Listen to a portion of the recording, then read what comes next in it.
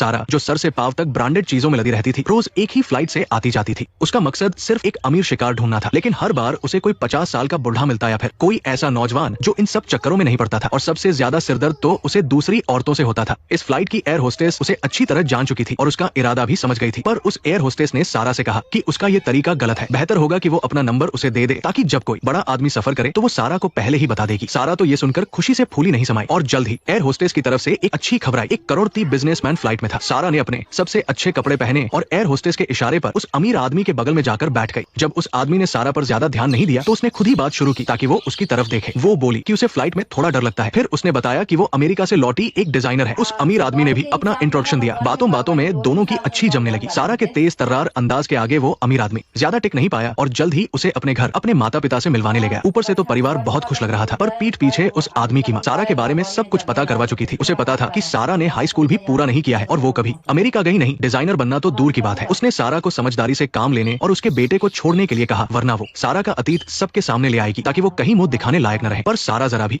घबराई नहीं। अगले दिन रात में उस अमीर आदमी की माँ की नींद दरवाजे की घंटी से खुली। उसका बेटा सारा का हाथ पकड़े खड़ा था और उसने अपनी माँ को बताया कि दोनों ने शादी कर ली है। सारा के चेहरे पर जीत की मुस्कान थी। अब उसकी सास भी कुछ नहीं कह सकती थी। अमीर घर में शादी के बाद सारा ने एक एक करके एक बेटी और एक बेटे को जन्म दिया। अब उसका रोज का काम बस अपनी महंगी गाड़ी में बच्चों को स्कूल छोड़ना और लाना और दूसरी अमीर औरतों के साथ मिलकर चाय कॉफी पीना था। उसका ये घमंड वाला अंदाज देखकर बहुत से लोग उससे जलते थे। भला कौन सोच सकता था कि आज इतनी शान से जीने वाली ये औरत बचपन में एक झुग्गी में पैदा हुई एक बदसूरत लड़की थी। इतनी बदसूरत की उसकी माँ भी उसे देखकर मुंह बना लेती थी। अपनी शक्ल की वजह से उसे बहुत ताने सुनने पड़ते थे। यहाँ तक कि अपनी मेहनत से वो एक अच्छे स्कूल में दाखिला पाने में कामयाब रही, फिर भी उसके परिवार ने उसका साथ नहीं दिया। रोज के खर्चे के लिए पैसे भी उसे अपने पिता से मेहनत मजदूरी करके लेने पड़ते थे। लेकिन स्कूल पहुंचने से पहले ही पड़ोस के गुंडे उससे वो पैसे छीन लेते थे। वो बेचारी कुछ कर भी नहीं पाती थी और उसे भूखे पेट ही स्कूल जाना पड़ता था। शुक्र है कि उसकी एक सहेली थी जो उसका बहुत ख्याल रखती थी। वो रोज स्कूल के गेट पर उसका इंतजार करती थी ताकि दोनों साथ में स्कूल जा सके। एक दिन उसकी सहेली उसे अपने घर खेलने के लिए ले गई। वहां जाकर सारा को पता चला कि उसकी सहेली का परिवार बहुत अमीर है। उसका घर इतना बड़ा था कि वो हैरान रह गई। लेकिन उसकी सहेली की माँ ने जब सारा को फटे पुराने कपड़ों में देखा तो उसे बड़ी नफरत से देखा। सारा का सपना भी ऐसा ही एक आलीशान घर पाने का था। लेकिन उसकी सहेली की माँ ने उसका मजाक उड़ाते हुए कहा, तुम जैसी लड़की पूरी जिंदगी में भी ऐसा घर नहीं खरीद सकती, तो क्या तुम मेरी बेटी के करीब आकर अपने सपने पूरे करना चाहती हो? ये सुनकर सारा गुस्से से कांपने लगी और जोर से जवाब दिया, पर उस औरत की नजरों में ये बस एक मजाक था। अगले दिन उस सहेली की माँ ने ये बात टीचर को भी बता दी। उसने कहा कि सारा अमीर बनने के सपने पूरे करने के लिए उनके परिवार से चिपकना चाहती है। टीचर ने सारा को बुलाकर समझाया और कहा कि वो हकीकत को समझे। कितनी भी अच्छी पढ़ाई कर लो, ज्यादा से ज्यादा तुम मेरी तरह एक टीचर बन जाओगी और मामूली सी तनख्वाह पर गुजारा करोगी। इसलिए ऐसे बेकार के सपने देखना छोड़ दो। तब जाकर सारा को एहसास हुआ कि अच्छे नंबर लाने का कोई फायदा नहीं है, असली चीज तो पैसा है। उसने फौरन अपनी स्कूल यूनिफॉर्म उतारी और कूड़ेदान में फेंक दी। उसने कसम खाई कि वो आम लोगों की तरह रोज बसों में धक्के नहीं खाएगी। उसे महंगी गाड़ियां चलानी थी और सबसे ऊपर